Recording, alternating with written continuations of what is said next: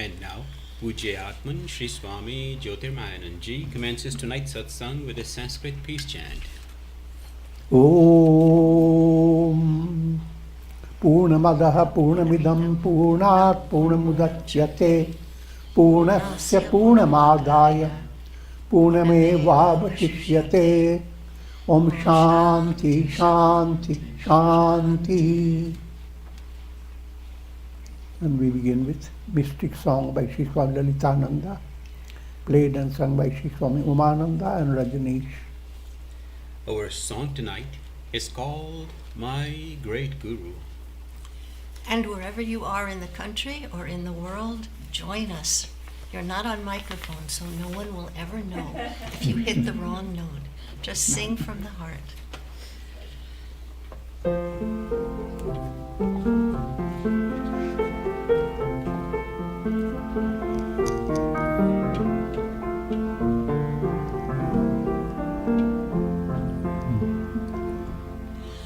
High on the mountain top stands my great Guru. Beneath his lotus feet in the sandalwood trees, the birds sing of God. To the east the sun is rising, and to the west the moon comes. All nature unfolds to adore my Guru.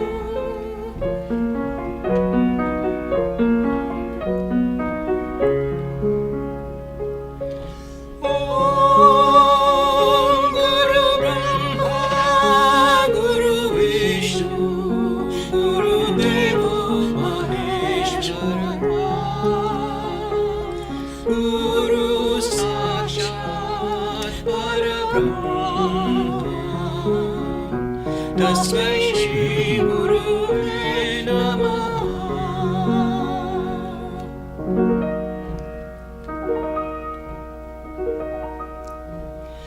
Guru is Brahma, Vishnu and Shiva, for Guru is the Supreme Brahman. To that Guru I offer my adorations.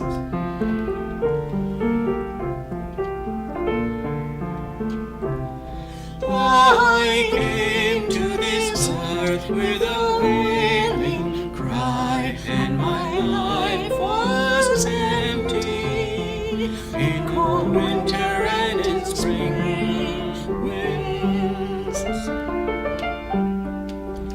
nothing could make me smile to the sun.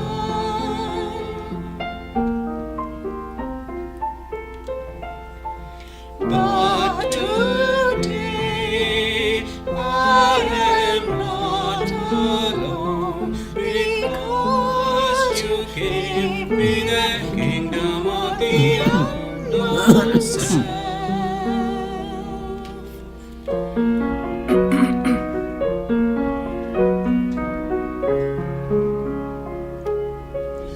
Om Guru Brahma, Guru Vishnu, Guru Deva Maheshwara, Guru Sakshat Parabrahma, Tasmai Shri Gurave Namaha.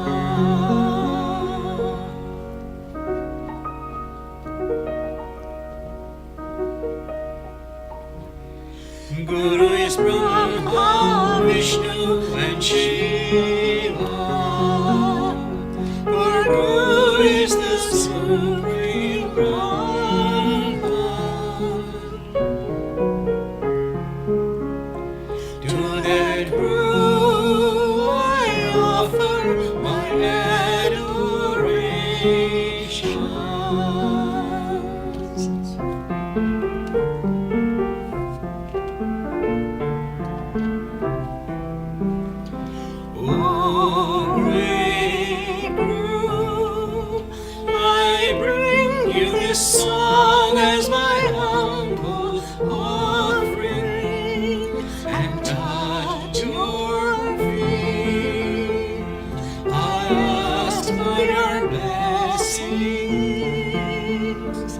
May I melt in your divine love.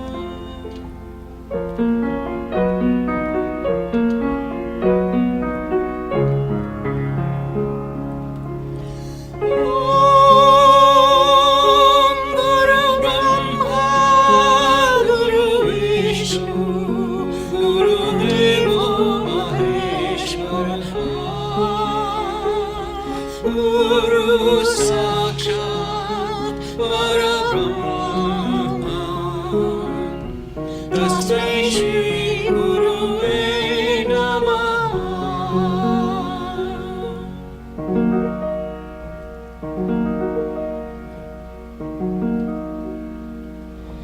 Guru is Brahma, Vishnu and Shiva. For Guru is the Supreme Brahma.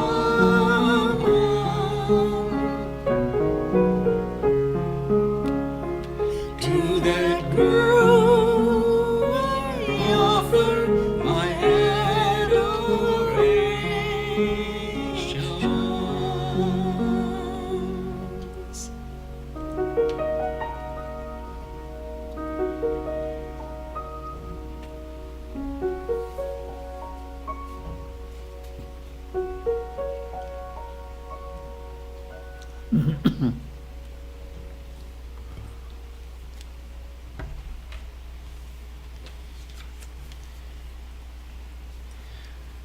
We are recording from the ashram of our revered Guru, Pujya Atman Sri Swami Jyotirmayananda.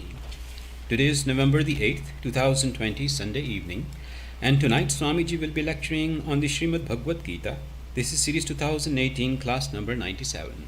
And now Pujya Atman Sri Swami Jyotirmayananda. Om. Om.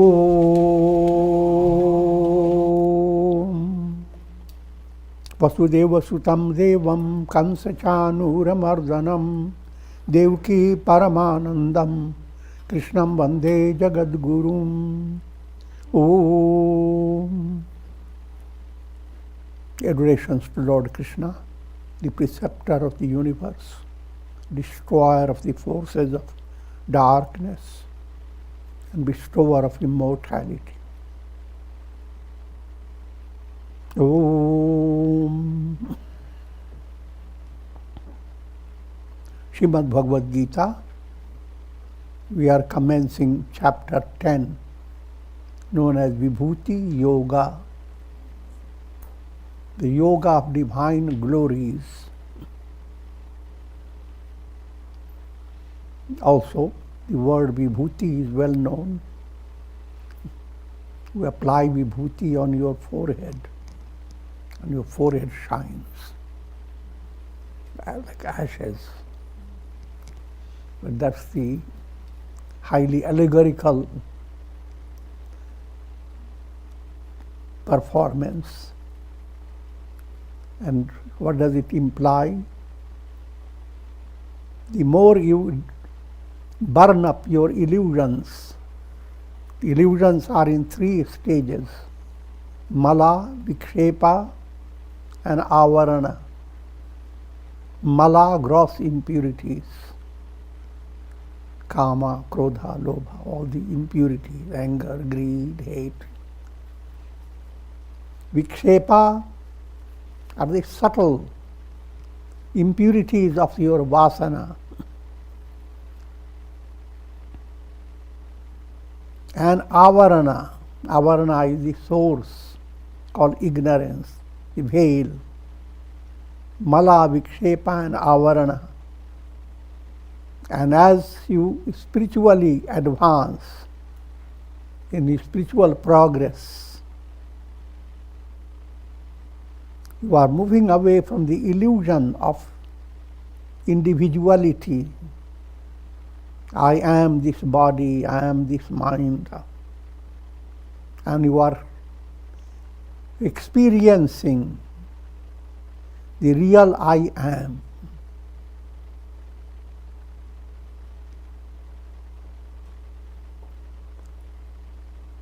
From ahamkar, you are being led to aham.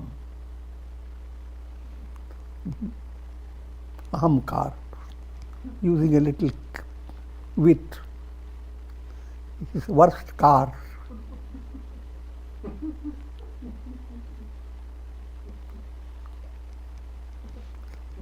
The car looks very, very big. And the bigger the car, you feel better. And car has 3 sections. The driver part is your conscious stage of impurities. You are led by malas, and that's how you are driving. The path of Preya, the path of Vishaya Sukh, pleasures of the world. And the middle section of your car is the car of bhavana. You drive the car, and your loved ones is in the middle section, telling stories, cute conversations. I'm joking.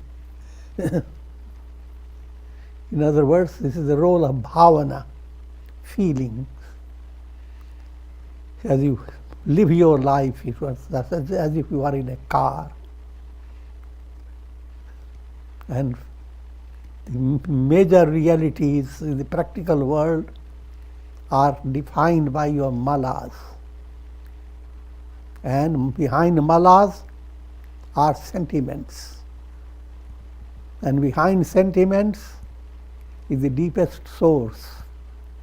That's ignorance, avidya.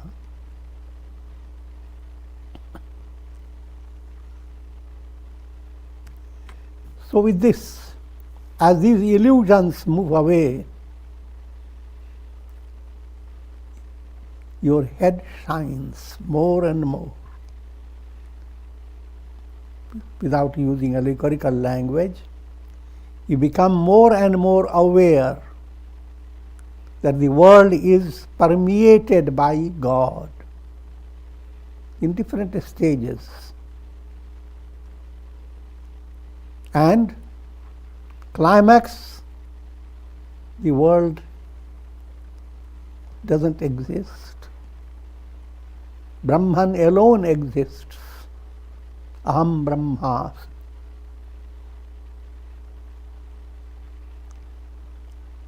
And in the state of Jivan Mukti, you continue to have both aspects. The aspect that the world is permeated by God. And that aspect inspires the sage, or as you become enlightened, you are blossoming. And at the same time, you are wafting fragrance. Blossoming aspect is pointing to Aham Brahmasmi, I am Brahman. And the wafting aspect, your life in the world becomes a source of great inspiration.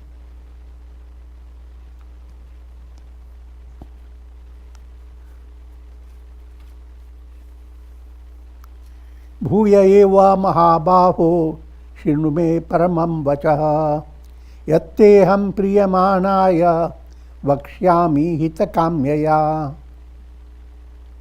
Lord Krishna said, O mighty armed Arjuna, listen again to my supreme instruction. It's always again and again, gada parinyaya. No matter how much you have listened to, the highest teaching, you have to listen again, because that listening has given you intellectual knowledge. Intellectually, you are not going to get any more. Nothing is hidden. When it is said the whole world process is a snake superimposed upon the rope, and the rope is Brahman. And that Brahman you are. That's the ultimate knowledge. I am, that am I. But now, listen again and again, because you have to work with three obstacles, mala, vikshepa and avarana. As layers of illusions cut down, you are coming closer and closer to that goal. Aham Brahma, what intellectually you called it in one sentence, Aham Brahma. I'm not ahamkar, Aham Brahma. Get out of the car. I'm Brahman. But now this has to be brought into your mind again and again and again, and daily apply vibhuti, how much you have burnt up. But it is not limited to what you apply on your forehead. That's the symbolic, and that you continue doing that. That's perfectly commendable. But what really happens, that let your buddhi, your understanding,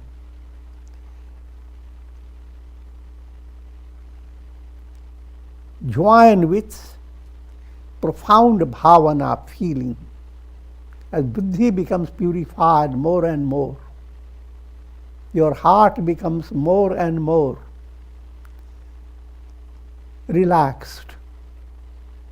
And instead of holding on to lot of garbage, lot of ashubha bhavana, shubha bhavana begins to increase more and more. Allegorically speaking, your heart is like the sky. First stage is clouded, and clouds are terrible storms and hurricanes. As ideal state, instead of terrible clouds, shimmering clouds, bringing out the beauty of the moon. And it's the moon that shines brighter and brighter. That movement within your heart is the movement of bhavana shuddhi, purity of feeling. As a result, your buddhi, your understanding, goes into advanced stages.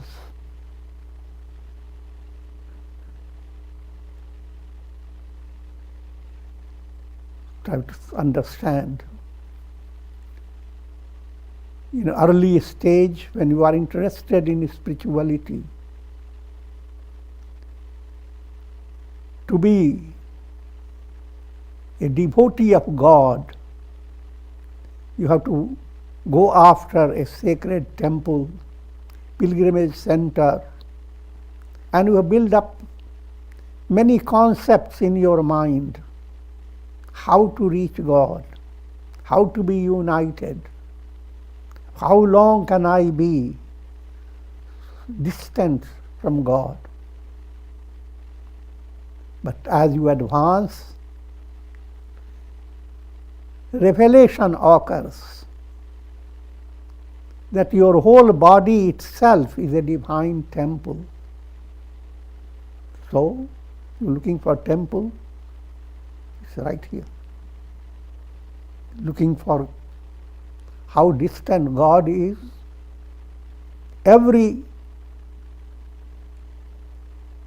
source of energy and vitality and all practical realities of the body as well as mind, that source is there with you constantly.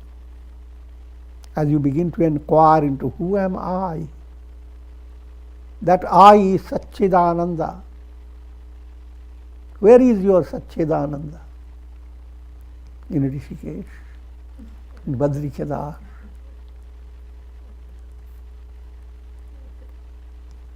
That Satchidananda is ever-present reality. So instead of the concept of going far and wide to find God, your mind goes on relaxing, calming itself, and discovering that every breath you breathe is because of the presence of God within you.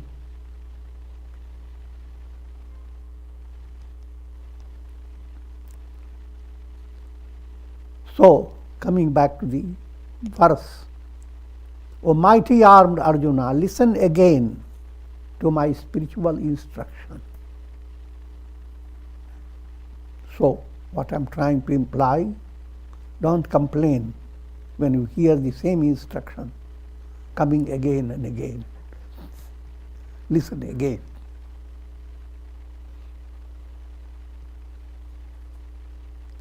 Which I shall declare to you for your benefit, spiritual enrichment. Since you are delighting in my words, 2 points here are very important. Priyamanaya, continue to find delight. Talking to Arjuna, Arjuna is, as Krishna goes on teaching, Arjuna's mind wants to hear more and more, and he finds a special delight.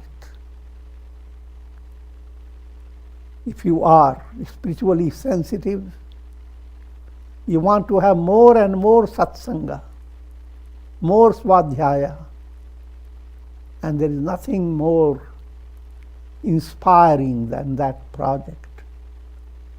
So if that quality has developed, then God is pleased. You are becoming dear to God.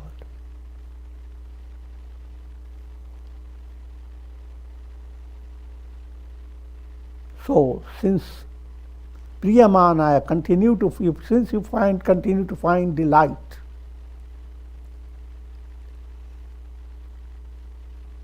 I will be giving you further insight in this matter, how to view God as the only reality permeating the entire universe.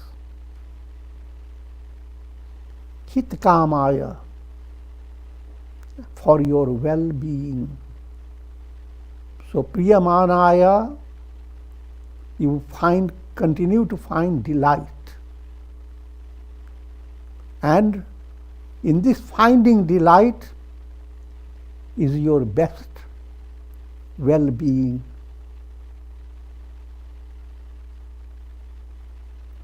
Name viduha shuragana prabhavam namaharshayah ahamadirhi devanam maharshinam cha sarvasah. Neither the multitude of devas nor the rishis know my glory, for I am in every way the origin of the devas and the rishis. If you take it literally, you will find a very pessimistic view that nobody knows, so you have been wasting time.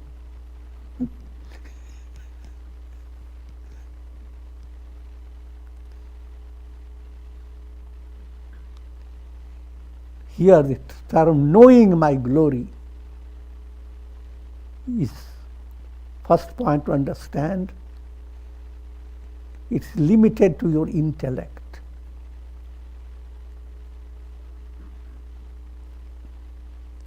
Your intellect can be jada buddhi, dull-wit intellect. It can be manda buddhi, It can have a mild state of intellect. You think, but not profoundly, superficially.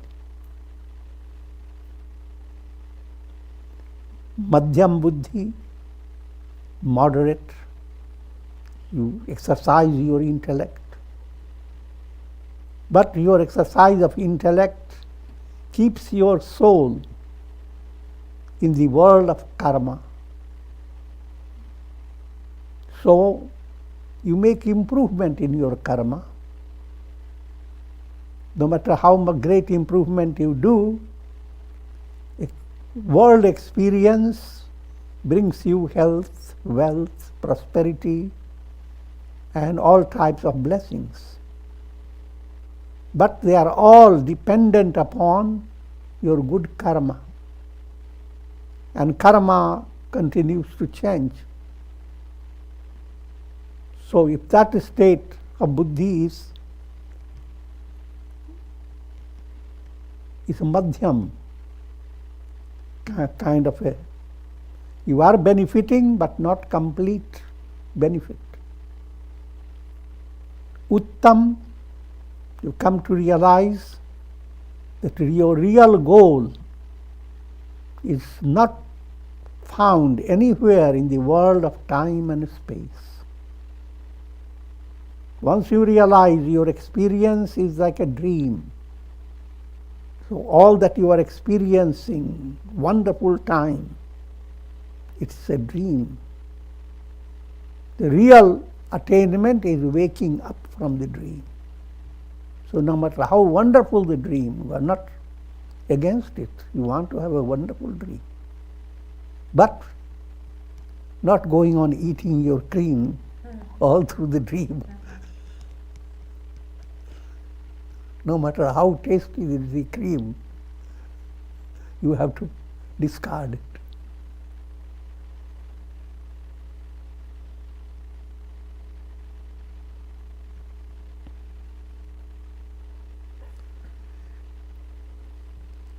Coming back to this statement that devas and rishis, even they do not know my glory, implying no matter whomsoever you turn to for spiritual knowledge,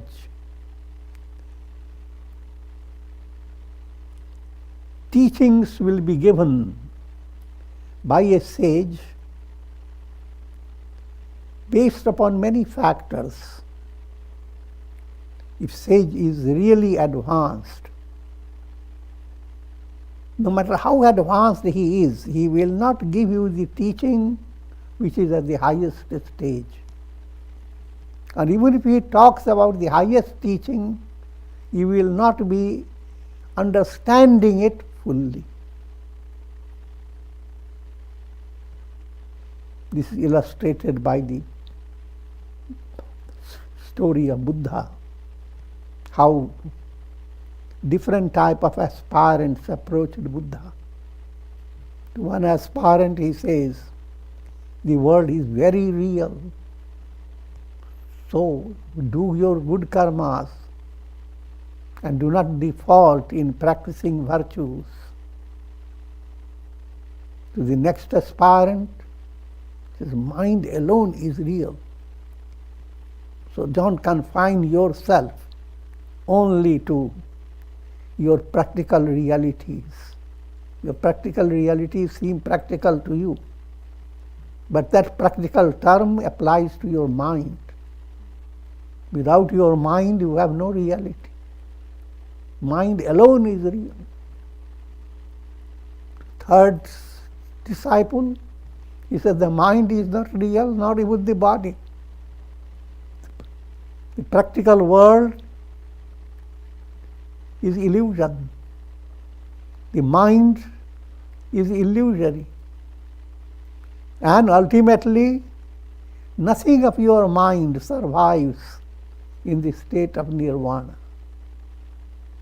So, entire elimination of the mind, shunya, that's another way of describing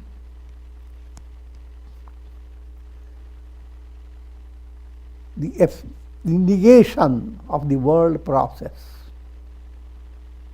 Brahman alone. Instead of saying Brahman alone, Buddha says the world is a big zero.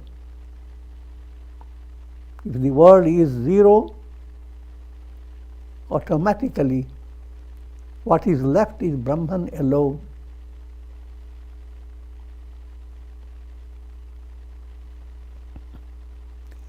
So therefore, nowhere can you expect all the wisdom to be presented. No satsanga. No, already explained, no matter how great teachings you are being given.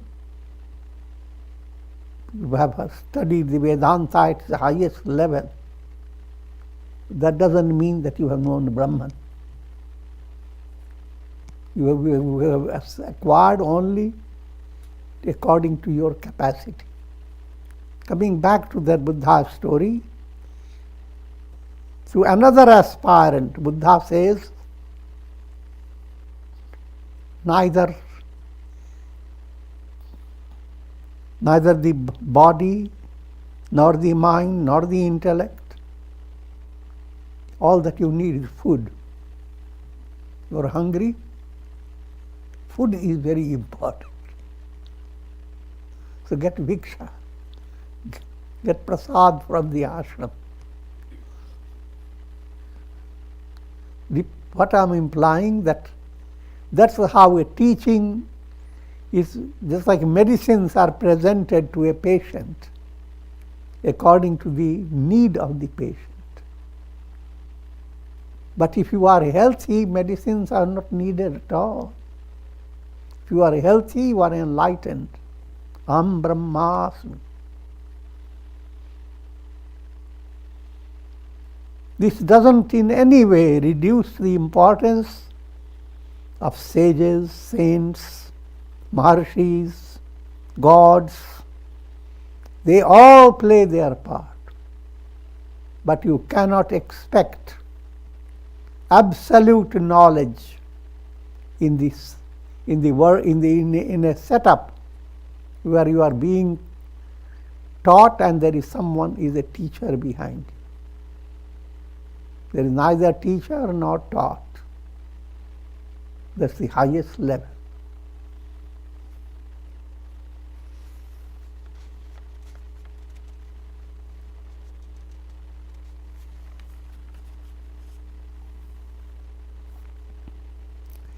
Yo mama jamanadim cha vetti loka maheshwaram asammudha samartyeshu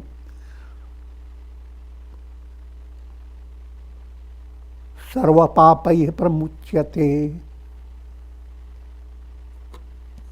He who knows me as the unborn and the beginningless, as well as great Lord of all creation, he among human beings is undeluded and becomes free from all sins. Try to understand.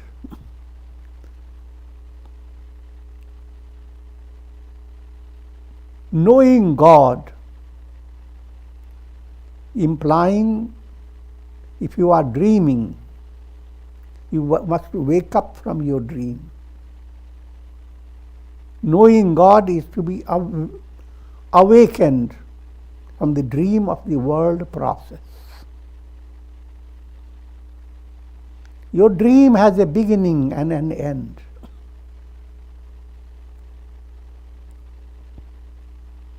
But Brahman is not in the state of your dream.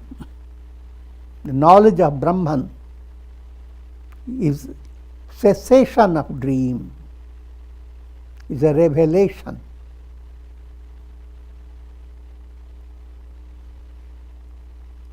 And in that revelation, time doesn't exist. So the idea, how long have I been Brahman? And how long will I continue to be Brahman? That idea is completely foolish.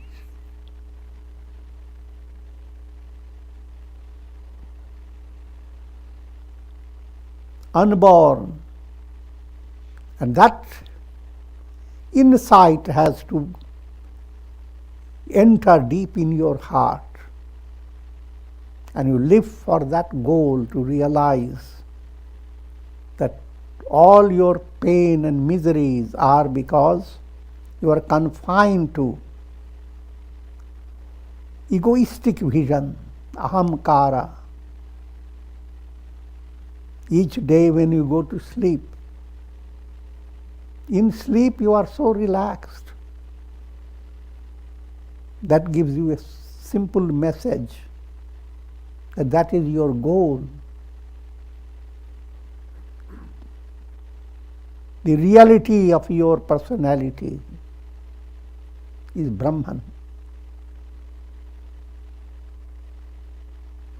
Simpler illustration. There are countless spots in which there is water in different conditions. The sun is one, but it creates the illusion of countless reflected suns. Brahman is one, absolute, but expresses as countless jivas, souls. Why? Reflecting in the mental process. So mind holds the key to bondage and release. It is the mind that goes on giving you whole purview of a spiritual movement. Your mind understands what causes bondage. Same mind, well cultured by practice of yoga. And whenever I call it yoga, practice of yoga, it means integral yoga. Led by your karma yoga, bhakti yoga, dhyana yoga, jnana yoga.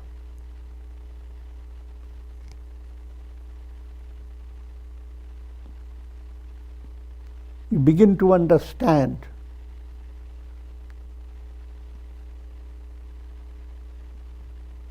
the state of enlightenment, which is like being awakened.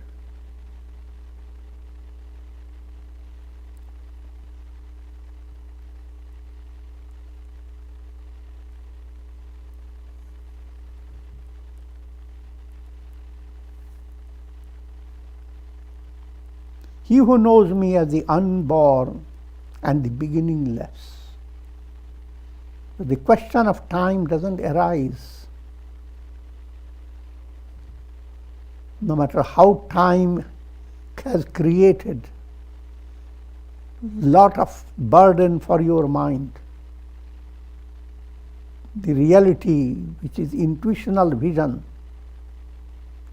that reality does not permit room for sorrows, grief, fear.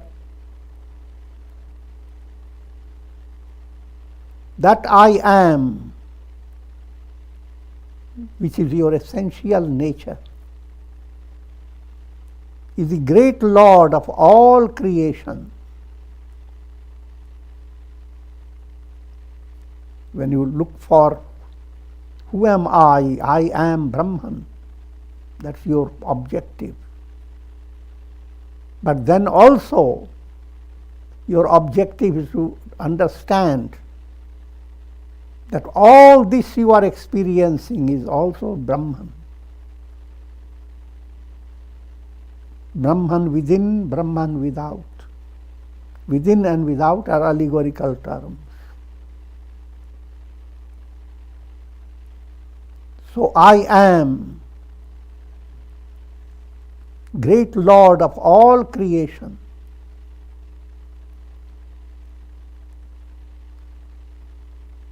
Whoever knows this, whoever realizes I am Brahman. He among human beings is undeluded.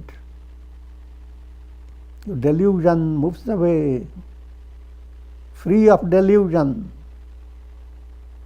There is nothing but Brahman, the Absolute. He becomes free from all sins. Sins in this context means all limitations. Ordinary concept of sin means asuri sampats, developing negative qualities, anger, hate, greed, pride. All these are tentacles of the spider of sin.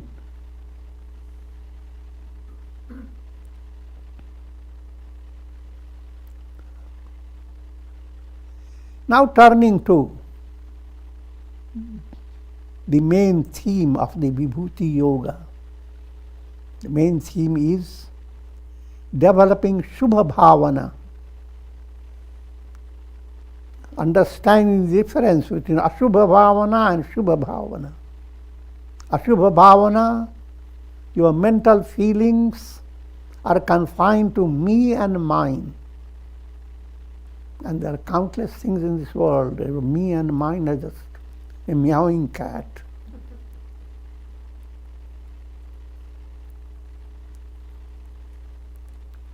Instead of being confined to me and mine,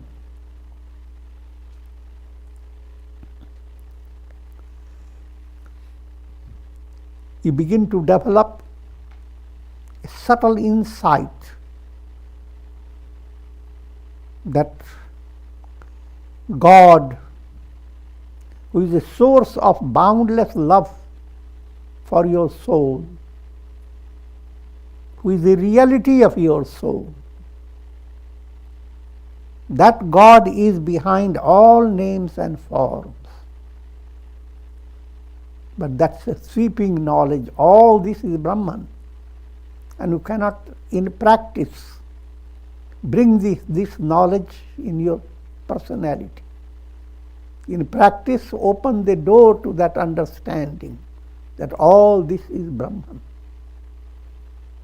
How does it imply?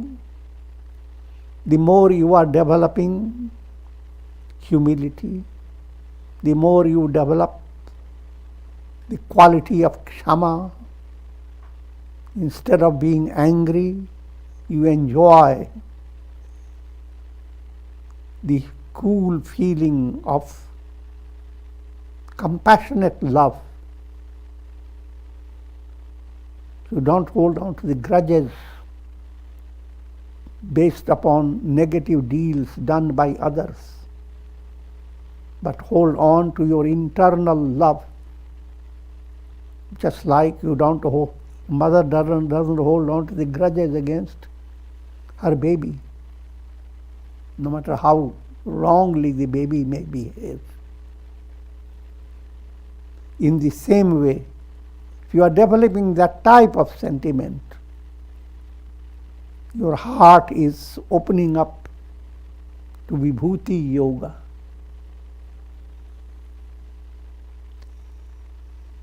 These profound sentiments, bhavanas, they are characteristics of progress in bhakti yoga.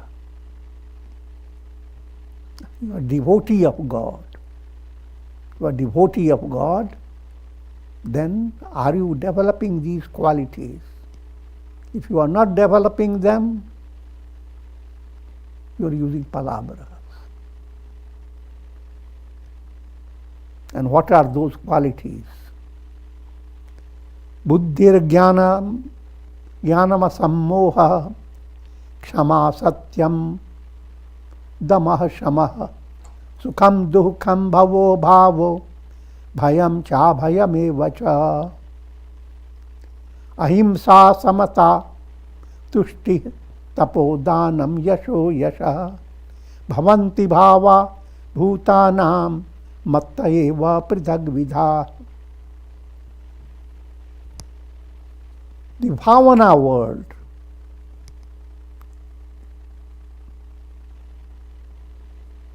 the constituents of the bhavana world, buddhi, the type of intellect you possess, understanding. Everything begins with understanding. Someone is coming to meet you from a distance. You don't know who the person is, and you rather envied of meeting in a world of viruses.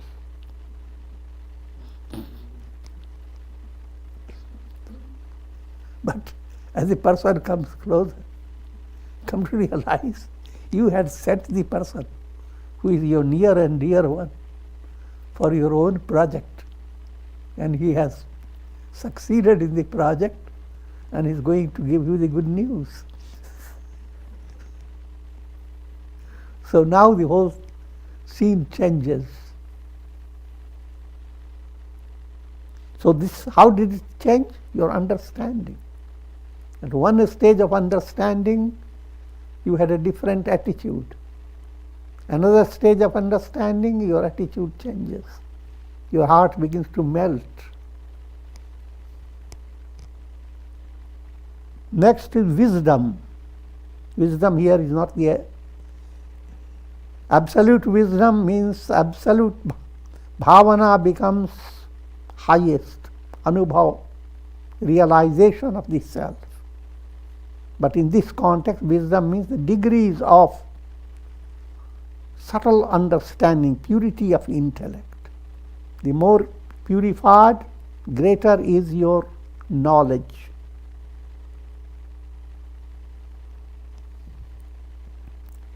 Buddhi, jnana, asammoha, lack of delusion. You have to understand the difference between moha, deluded love, and pure love. There's a big difference. However, this difference is removed progressively. You can't just simply step out of delusion to a perfect state of understanding.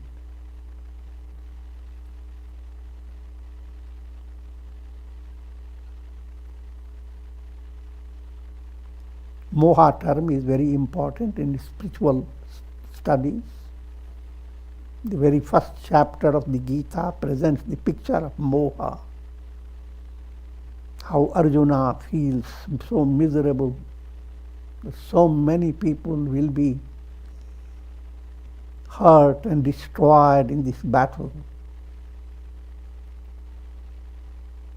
And put it in a very simple way. Moha-based attitude appears very loving.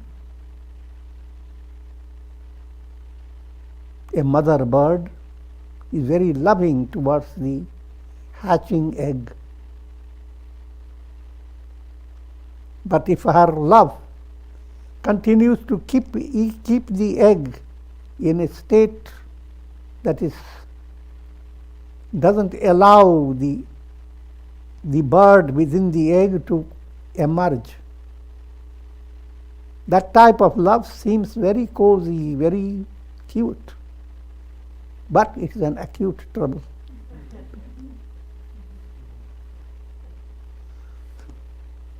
Now, same mother begins to develop a different attitude, begins to present challenges before the little bird, young one. Sometimes even begin to kick the bird, enabling the bird to exercise wings. So that love now is moving away from moha. So in every relationship you have moha mixed love, and your goal is increasing love and decreasing moha. And if this goal is in view, you have to move towards that goal in an artistic manner. You should not cut down your moha by creating anger and hate and so forth, but by exercising higher love. Love should win. Pure love wins over moha and many stages of moha.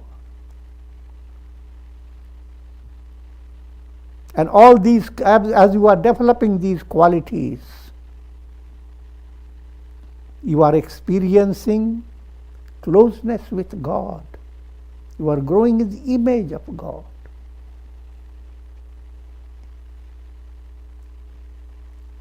Kshama, great quality. That's bhavana. The bhavana of kshama is not in your heart,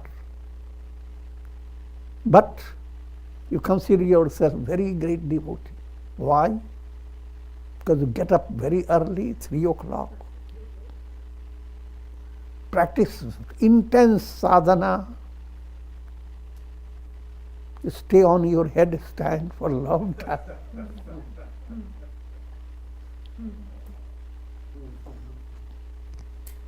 And recite amazing stotras with very big tongue.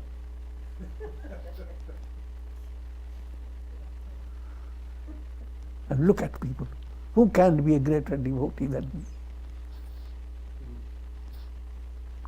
How dare you point your finger towards me? That's not devotion. Bhakti doesn't require all this show. It requires good-heartedness. And you have to yourself understand your bhakti.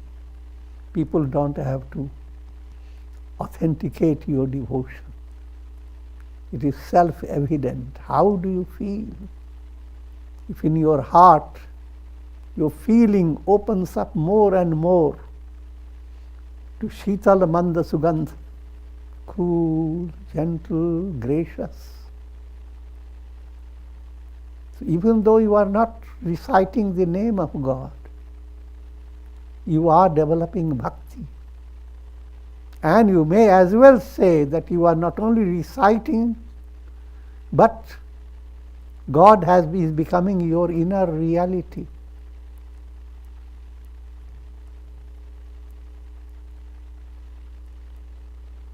And whenever we say recite God's name, always, literally it is not so.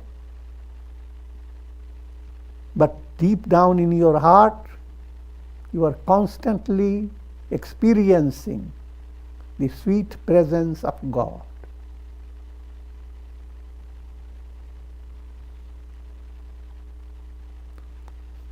Kshama means your heart doesn't have the ability to store negative views towards others. And whenever you forgive people, you create an impression in your mind that I have done such a great deed. The real kshama is not that. You don't find a reason to forgive anybody. That is real kshama.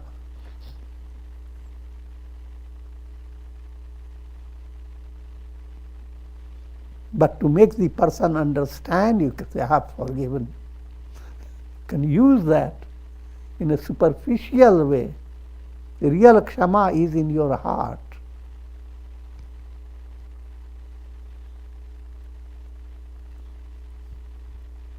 And as you are developing kshama, or any one of these great qualities, you are coming closer and closer to God. And if your kshama has developed in a profound way, You are blessed with the darshan of God. Again, the concept of darshan, that you have to have a very miraculous setting and you suddenly have an experience. All that I'm not saying they are wrong. They are highly commendable. Anything that urges you to turn to God is the most divine and blessed. But you should not stay in the beginning stage only. You must move towards the inspiring finger, where it is pointing to. Then your bhakti movement is active, dynamic. And that's the purpose of Vibhuti Yoga, to enable you to understand the role of bhakti and what it implies.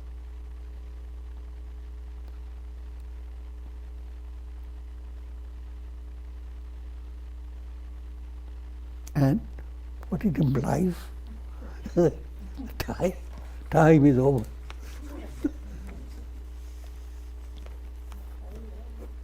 Om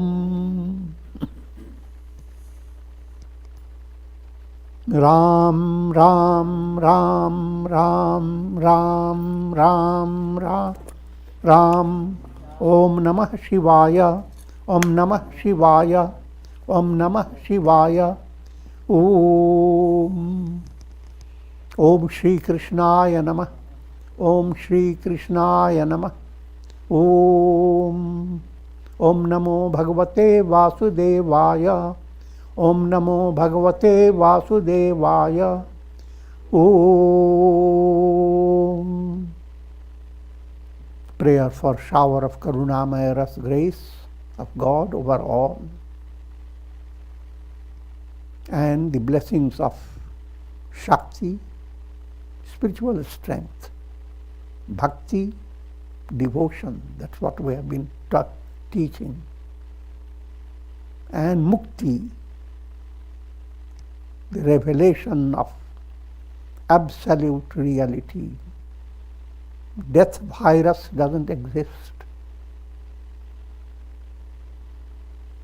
Om Trayambakam Yajamahe Sugandhim Pushti Vardhanam Urvarukma Bandhanan Mrityor Mukshiyamamritat Om Sarve Bhavantu Sukhina Sarve Santu Niramaya Sarve Bhadrani Pashyantu Ma Kashchid Dukh Bhag Bhavet Om Shanti Shanti Shanti. Hari Om Tat Sat. Are there any questions? Okay, then we conclude. Swamiji will join us on Tuesday and Wednesday, 7:30, for Yoga Vishishta.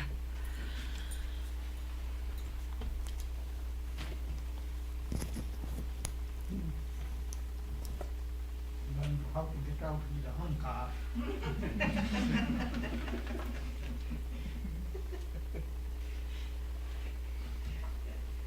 Om Shri Sadgurunath Maharaj Ki Jai. Thank you, Swamiji.